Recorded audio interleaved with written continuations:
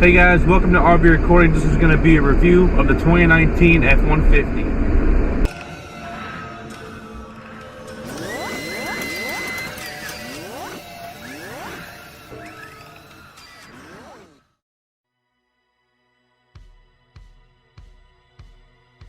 So here is the 2019 F-150. Now this is the XLT model. There are 7 different models to choose from. There's the XL, XLT, Lariat, King Ranch, Platinum, Limited, and my favorite, the Raptor. So this does have automatic headlights. It's got this cool looking center console here that is actually a 3rd row seat. So there's 3 rows of seating in the front and back, and you can fold the middle seat down to act as a center console. You cannot get this truck in leather. If you want a leather option, you have to upgrade to the Lariat, and that's going to cost you around $42,000. This truck is around $34,000. I really like the hood design. I like the bulkiness of the hood, the 2 bubbles on the hood. I think it looks pretty cool. The back is a pretty clean look as well. As far as the engine goes, we have the 2.7 liter V6 EcoBoost with the auto start stop technology.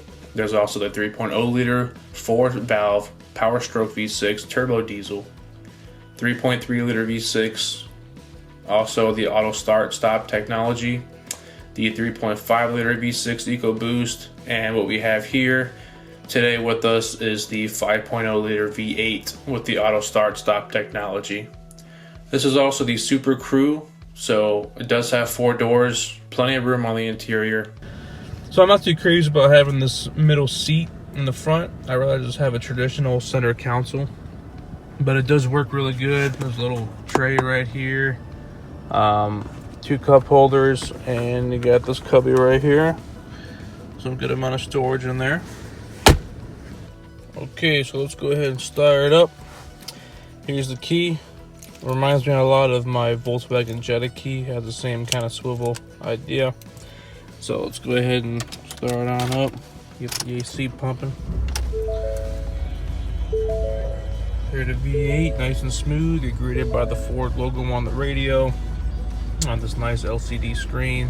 It's all touch as well.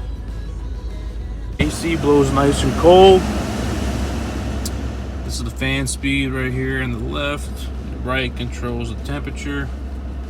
Now I noticed the on and off button is right here. It's like a little power button. Before, Ford used to actually have an off button, so now it's like an actual power icon right there. You can put some loose change up here. 12-volt outlet right here on the side. Nice LCD screen up top, really good size. All right, let's go for a drive in the F-150. That nice backup camera.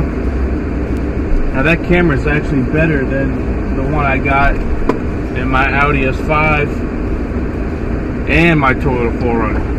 So I'm really happy with the backup camera. It's really clear. Even at night, I feel like with the lighting, I don't know if it's the light from the white light from the, putting the car in reverse, it just makes it really bright, and the colors are good on it. It's really easy to see.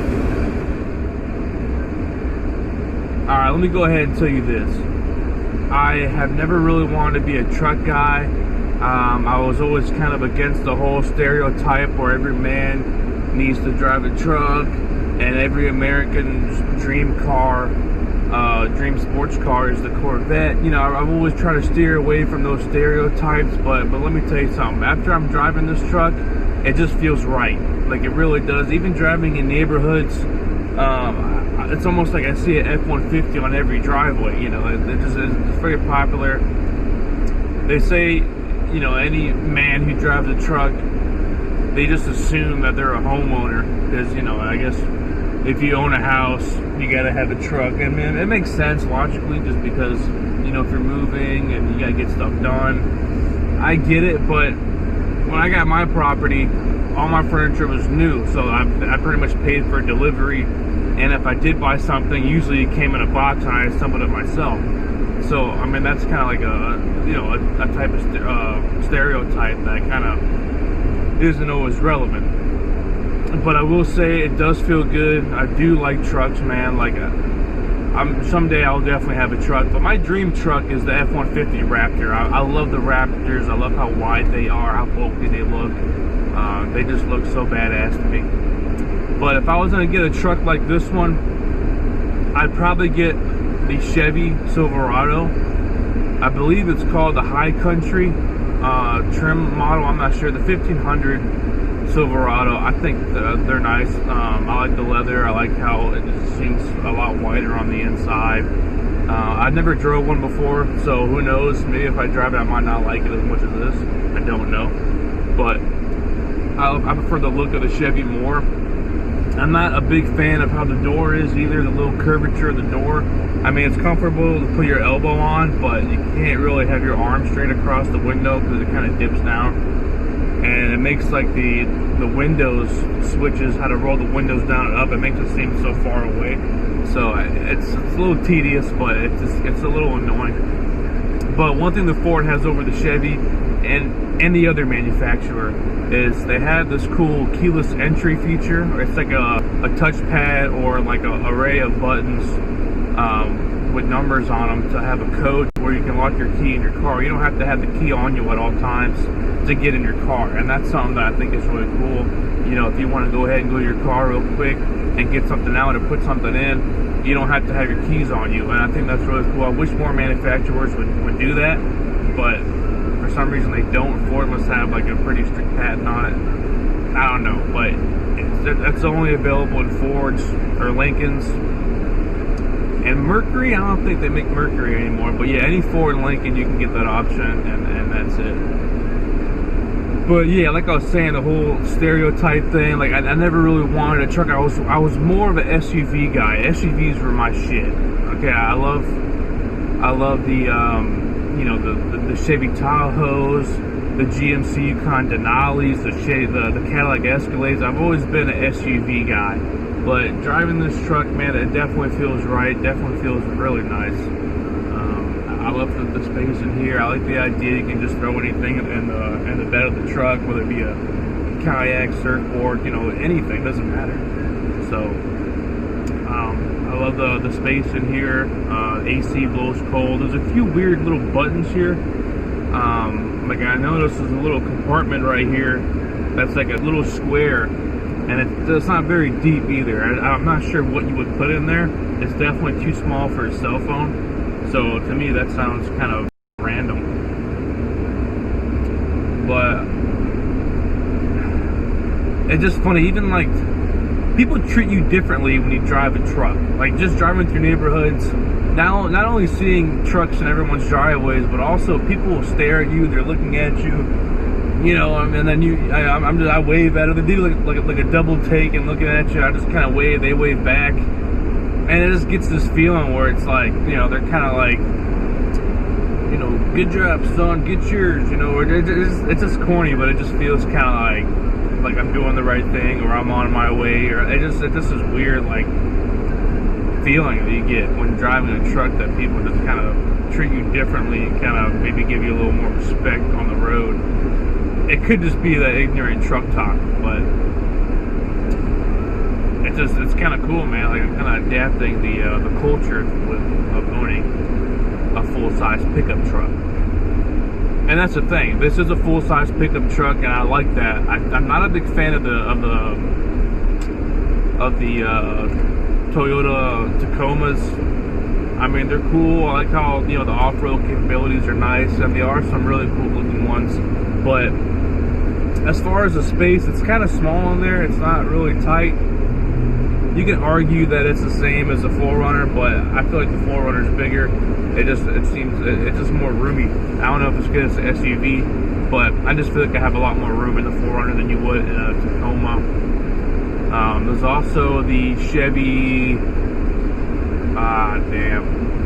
Colorado. The Chevy Colorado is also a smaller truck, just like the Ford Ranger. I'm not a big fan of the small trucks. If I'm gonna get a truck, I'm gonna get a full size, whether it be the F-150, Silverado, or even the Ram, Dodge Ram. You know, they're definitely stepping up their game as well.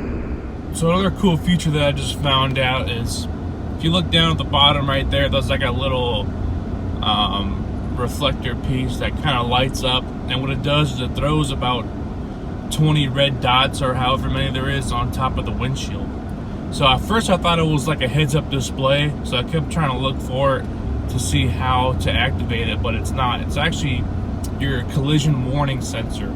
So what it does is it pretty much tells you, like, if the car in front of you is slowing down and I stay at the same speed, it will kind of like pretty much display over the windshield to let me know, hey, you know, you're about to get into an accident. So it's kind of like a last resort. It also charges the brakes for you, so when I do hit the brakes, it will be it should brake faster and harder for me as well. So that's a pretty cool feature. I've only seen it one time. I can never get it to come up again, and I don't want to try to get into an accident to prove it. But I started the car, and then it showed the lights, and that's how I kind of figured it out, and I've been trying to figure out what it was. So that's a pretty cool feature. I wish it was the heads-up display. I've never been in a vehicle that had heads-up display before, so it'd be cool to see that. Maybe next year. One more thing that kind of really threw me off for a loop is when you're sitting in a stop sign or a stoplight or whatever, the engine will automatically shut off. It shuts off by itself. It has an auto on off start feature that most cars come in nowadays, pretty much to save fuel economy, save you on gas. And you can hit this button right here to turn on or off, which I usually always do unless I'm in heavy traffic. But it's really just annoying because, like, at first I didn't really expect this to have it, so it really threw me off. I really thought the transmission would slip in, you know. It's just really weird because I'm not used to driving in a vehicle that has that. You know, this is the only car or truck or whatever that I've been in that actually has that feature. So it really threw me off. I really thought the transmission was kind of messed up. I just went to a stop sign, the car just kind of started vibrating, and then I took my foot off the brake and it started vibrating again. And then I realized, okay, so it has, you know, the start-stop feature. So that's pretty cool. But it's nice you're able to turn it off and on. You know, you can just hit that button right there and you can deactivate it if you want to. But I mean, it works pretty seamlessly. You definitely feel it. But, you know, as soon as you take your foot off the brake, going back to drive, it starts it real quick. So there's really not a bad lag. It's just a vibration that you're going to feel. And if you're not used to it, it's definitely going to throw you off a bit. So I hope you enjoyed the video. Just a quick review. If you're wondering why or how I got the opportunity to have this truck, it's because I recently got rear-ended on my way home from work about 2 weeks ago. So this is a rental car. This is like a rent truck or whatever. That's why it looks kind of dirty. If you notice, like, the seats are like, they got a lot of stains on them. And there's some dents on the outside because it is a rental car. I got it from Enterprise. And I've had it for 4 days. I'll show you some pictures if I haven't shown you already. I'll go ahead and post some pictures up so you can see the accident. It wasn't anything too crazy. I'm getting a new bumper. It wasn't my fault. She hit me. And because luckily she was in a smaller vehicle. She was in a small, like, Chevy Cobalt, I think it was. Which I hate the Cobalts. But anyway, she was driving like a small white Chevy Cobalt, and she hit me. And because it was smaller, most of the damage was underneath the bumper and on the tow hook. You know, if it was the F-150 that hit me, I would have been screwed. My taillights would have been out. I would have to replace the door hatch and all that. So luckily, she was in a smaller car, so the damage wasn't you know, too bad. It wasn't as, you know, as dangerous as it might sound. So, you know, I'm good. Everything's fine. But as always, thanks a lot for watching, and stay tuned for the next video.